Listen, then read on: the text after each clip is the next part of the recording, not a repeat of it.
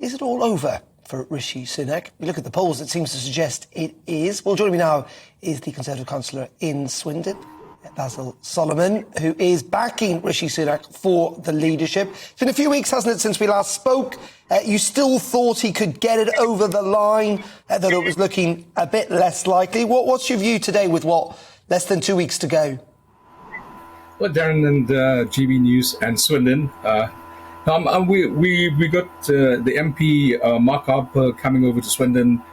We got a Conservative event going on, and we're still listening to our members and giving them that chance to listen to what Rishi has to offer. And I think he is the underdog, but we can't give up on the fight. I think it's a British thing, and it's called resilience. Just keep going. Indeed, but why do you think he's not done as well as he had hoped? Why do you think he's behind and looking unlikely to win? I think we're listening to the polls, we're listening to a lot of different things. But when I'm on the ground and speaking to members, what I find is there's a change. People are voting for him.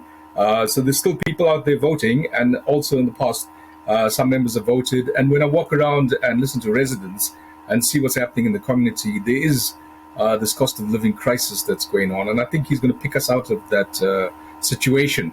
I think we can't rule anything out until the final day. So keep voting for Rishi because we have serious issues. And he did predict about the inflation rise, which is like well over 10% right now.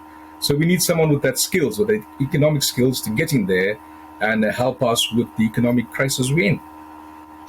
Instead of that, there's a report today in The Times, a new poll that found that 49% of Conservative supporters thought that Boris Johnson should remain as Prime Minister. Forget about Rishi Sunak or Liz Truss. You're there, you're in Swindon, you're a Conservative member, you talk, as you say, to other members. Is that poll a reflection of reality that you see on the ground, that actually there's a bit of buyer's remorse in all of this, that many Conservatives maybe regret getting rid of Boris Johnson? You know, I see there's lots of emotions, and currently there's a lot of feeling, and there's obviously a feeling of loss. He's done some good things during the pandemic with the vaccination schemes, and then you think about Rishi doing the furlough and helping us financially during the pandemic. There's a lot of feeling, and then there's also, like, I just listened to Keir talk about the zombie government, but local government has been there. We're serious about helping people. We have an 18-point checklist in Swindon that people look for if they're in financial crisis during this, and we have citizens' advice working side by side with us. So we are doing serious politics. So I would say to Keir that that's the other job for Rishi, is to beat the Labour Party at the next election. And he says zombie government. I think Labour has become a bit zombie because they are basically firing ministers who are striking. And now today you have the barrister strike. So I wonder what Keir's going to do now. Yeah, but it's not up to Keir Starmer to sort that out. It is up to the government. And the point is that we've got record waiting times, hospitals piling up in hospitals. We've got barristers on strike, train workers on strike, dockers on strike. We've got inflation predicted today potentially to hit 18%. And there is no real government because Boris Johnson can't or is not prepared to make any decisions at the moment because he's not allowed to. So it's not necessarily wrong to say there's a zombie government.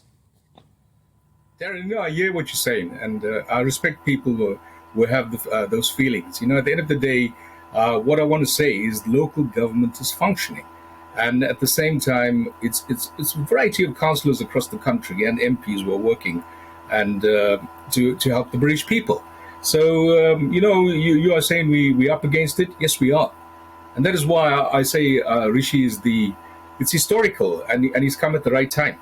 And I think, at the end of the day, what we want is a leader who can pick us up. And I always quote Churchill when it comes to this sort of things, because I think we're in a terrible situation. But the reality on the ground is people are struggling.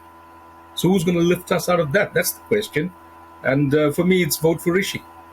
In the end, though, and finally, it's probably going to be, let's be frank about this, Liz Truss. Can the party genuinely then unite behind her as leader? There'll be a lot of people who, as I've just suggested, will possibly see it as a mistake to have got rid of Boris Johnson. There'll be people like you who wanted to see Rishi Sunak and his economic proposals installed. Can the party really unite if Liz Truss wins? Darren, I think what it is we have so much talent, and it's a broad church. At the end of the day, we are going to be united. We've got a wonderful kingdom, the United Kingdom to look after. And at the same time, what we need is a leader that's compassionate at the same time. And so we don't give up till the last minute. And it's the same with, the crisis we face, it's challenges we face, and there's many of them. We need a wonderful united Conservative Party, a united kingdom, and the people working hand in hand. And I think it's communities across the country that are working together, currently helping each other through a terrible crisis with a lot of strength. OK, well, we will see Bazil Solomon there in Swindon for us this afternoon. Thank you very much indeed for joining us here on GB News. Much appreciate your time.